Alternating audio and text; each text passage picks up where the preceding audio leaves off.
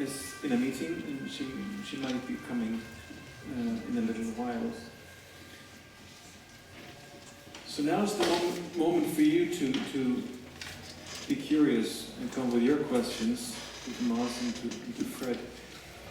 And I was thinking, Fred, when you listen to Tomas and his presentation, what are your reflections? You were very much looking ahead into the future with the four corners and looking at the possibilities that digital photo are opening up. But this is a different thing. I said it. Can you hear me if I don't use this thing? I said at the beginning I care more about the world than photography. Right. And I still care more about the world than photography. And looking at Tomas's imagery makes me incredibly sad. You were depressed, and I'm sad just from one exposure. And what particularly makes me sad is that exactly what you said, that you often do imagery like this to advance things, so that forgotten are not forgotten, so that the crimes are not repeated, so that it has that kind of impact, spiritual impact, political impact, and so on. And so I don't think it's really an issue of digital versus analog here. I think it's an issue of political will. And to look at imagery and then to want to do something, or just to look and say, he's a good photographer, or I'm going to buy his print, or I'll buy his book, or I'll get a signature, or whatever I'll do in it. So I think sometimes what we do is we have this kind of artificial hierarchy where we're in the front of the room and you're sitting down. So we're supposed to be responsible and everybody else is not. And I think it's almost the opposite in a way. Tomas did everything he could. He spent years of his life. He's published a book in French and Polish. He can't find an English publisher. It's too depressing. Nobody will do it. And the question is, how do we receive it? And what do we do with it as a population? It's not just a broadcast at that point. There's nothing to click. Sometimes you click on something and you feel like you did something and you usually do nothing. But by clicking, it's supposed to make you feel better. So what concerns me at the end of your presentation is the future of democracy. You know, and the future of civilization, and the future of humanity, and the future of human rights, and the future of caring and moving forward in terms of what we're doing. It's not a game, basically. And so I think, you know, your presentation was serious in the best possible way. Your scarcity of images was serious. All the people you put back into oblivion, you didn't show us, in a way makes us remember them more, because there weren't so many pictures that we had trouble digesting. You know, I remember the people. And I talked with Dominique afterwards. I've seen many pictures of police identity photographs. You know, I showed you O.J. Simpson before. You learn almost nothing about O.J. Simpson from the pictures. It's closed, his face. But here you see this amazing vulnerability of people. You know, you feel them, people that you never would have met. And I asked Dominique how come, and she said, because everyone knew that they were about to die. So you're looking at this, you know, really sacred moment at the end of a person's life. It's almost that, you know, it's almost like entering a sacred space where we need almost, you know, to be in the right frame of mind and be respectful and not applaud, like you said, to do it. So I think it was in a way a ritual and a ceremony, and quite beautiful and quite horrible at the same time. And I think we need more of what you do, you know, but that's not mass media. There's, you know, whatever the number of us here is not mass media. So then the question I have is, how does that translate to mass media? Is it possible to translate to mass media? You know, when in my country, when Trump's, you know, wants to get rid of Muslims and Mexicans and gay people and Jewish people and all this, you know, how do we respond? Oh, here's a picture of a Jewish person. The guy's very nice. Don't get rid of him. It doesn't do anything. It's not interesting. It's not important. What do you do when you have somebody who wants to be president of this big country saying basically that he hates all these different people? How do you respond? Because what you're talking about is hate at the bottom of it. And here we responded, and I feel incredibly sad.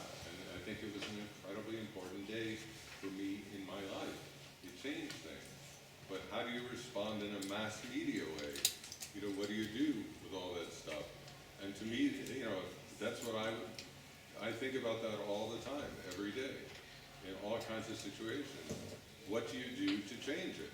Because it is a horrible feeling. I always ask myself, if I lived in Paris in 1937, what would I do? You know, I know the Nazis are coming. Do I go out to dinner? Do I go to the movies? Do I have an affair? What do I do? Or how do I resist? And I feel very much in many countries in this world right now, it's 1937 in Paris. And what do we do? And how do we resist? And to me, you know, Dominique used the word resistance. I think you're resisting, I'm trying to resist. You're all here, so we're resisting together in a sense. And what's the next step forward? Is really where we're at. So from your depression and from the sadness that we all have, what's the next step? How do we do it? And that's where I think digital media offers enormous possibilities that we have not yet figured out. Because this exhibition and these thoughts, they don't fit in the normal media system.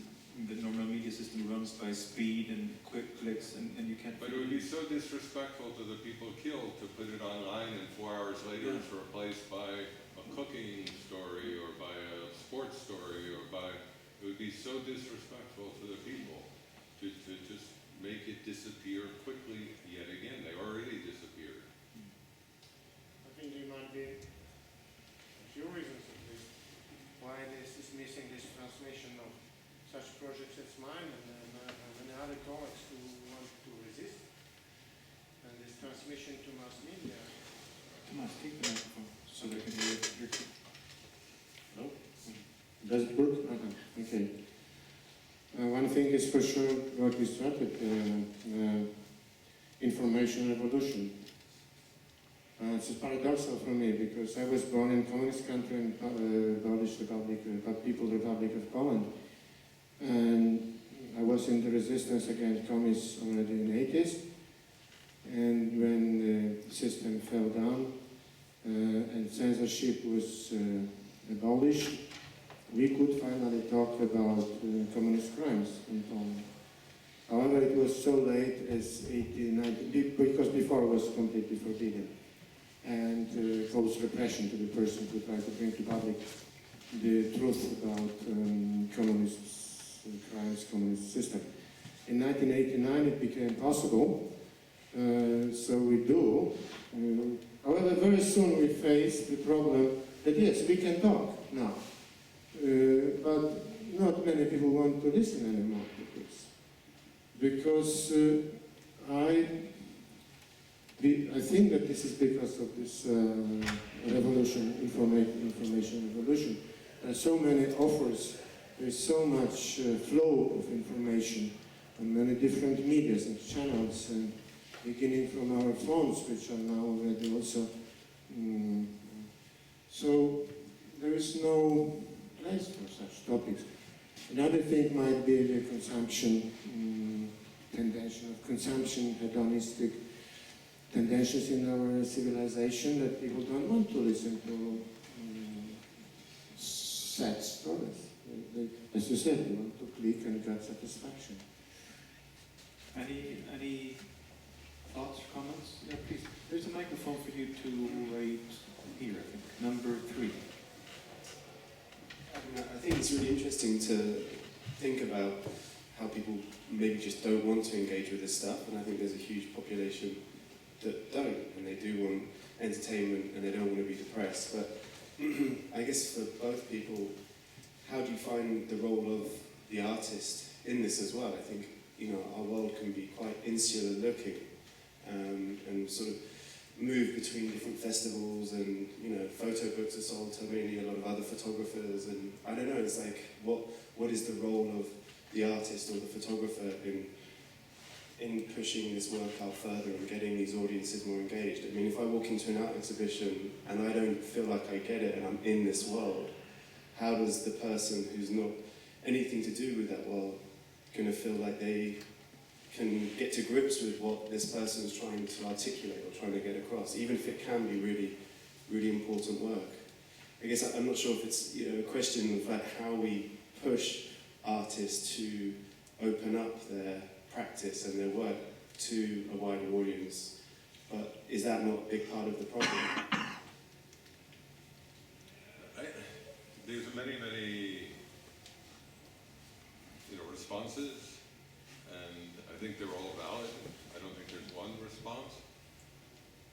What concerns me tremendously about the external life of politics is the internal life, and the lack of it, that's often there.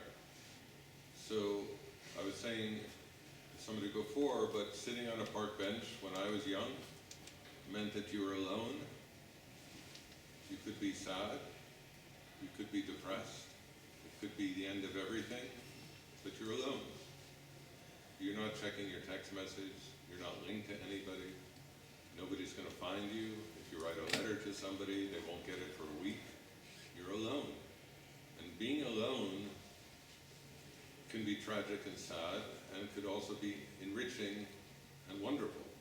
Because when you go to that art gallery, you'll be alone again, and you'll stand in front of the work of art, and it may take you months to think about that work of art, try to figure out what you felt, what it's about, meaning, and so on. If you're used to a kind of consumer capitalism, fast food sort of thing, where at the first twinge on the park bench of loneliness, you text somebody, or you check your email, or you check the news, or you check the latest Instagram. If you don't get the painting in the art gallery, you're gone. You don't have the internal life to deal with it for months and months or years and years and try to figure out what it's about. And if you don't have the internal life, my opinion, and people may not agree, it's sometimes harder to take a stand as an individual because you're always networked. It's always the group. Should we all go to dinner? Yeah, 12 of us would go to dinner. It's not the I doing it. And I think the paradox, like George Orwell, Peace is War and War is Peace, is that this sort of revolution for me is destroying me. It's destroying the individual. We're all becoming part of this giant network. We're not me. It's hard to fall in love as an individual, be married as an individual, whatever it would be. We're all networked something else, and nothing is good enough, everything's critical, and it has to update constantly, like adrenaline. We're drug addicts for updates all the time. And as a result, it's hard to be profound in terms of looking at a work of art and in terms of confronting Donald Trump. It's hard to be profound because we're all being blown around. What's the latest? So artists are putting these nude statues of Donald Trump all around the United States in different parks. They're appearing. That's nice. Is that really helping? Or is that just another idiocy on top of the idiocies that we already have? Are we so desperate that we don't know what to do, that all we can do is make him nude because he's embarrassing us, so we embarrass him, or we try to? Is this what we call politics? Is this what we call the future of the planet? That's what we used to do when I was about 8 years old. And that's just going to inflame the Trump voters to be even more so actually with Trump. Right, so New York Post puts Melania Trump nude on the cover of the newspaper. The next day, she's on the nude again, 25 years old, running for president. Oh, we got you. You got us, we got you. We're 8 years old, we're 4 years old. Where's our parents? So this is a very dark vision of the society we're in right now, consumerism and speed. And I was thinking, some of you are a lot younger than many of us in here. Do we all agree on this dark, pessimistic vision? Can I just say something? Yeah. You're the third person today who's told me I have a dark vision. Yeah, I think it is. I feel I'm probably... I do agree, but maybe I should... I don't think it's a dark vision. I think, just to be clear, and then everybody can answer and say whatever people want to say, I don't think you get anywhere by sugarcoating where we are. I think the optimist says we're in a really bad place, what do we do about it? And I think the other people say, oh, it's fine, we can choose from 80 cereals in the supermarket. If none of them taste good, at least we have a big choice, it's fine. To me, that's the dark vision. The person who says, you know, we're in a bad place, we have a hole in the boat, how are we going to fix it? That's the realist or the optimist. And that's, I mean, sorry to be... No, that's fine. But I just feel a lot of the kind of discussion we have about media and politics and so on and so forth, when I talk about social media, I've been teaching for about 30 years. Many of my best friends are 20 years old every year when I teach. And I understand a certain amount of the pain as well, an addiction. I have it as well. It's not like I'm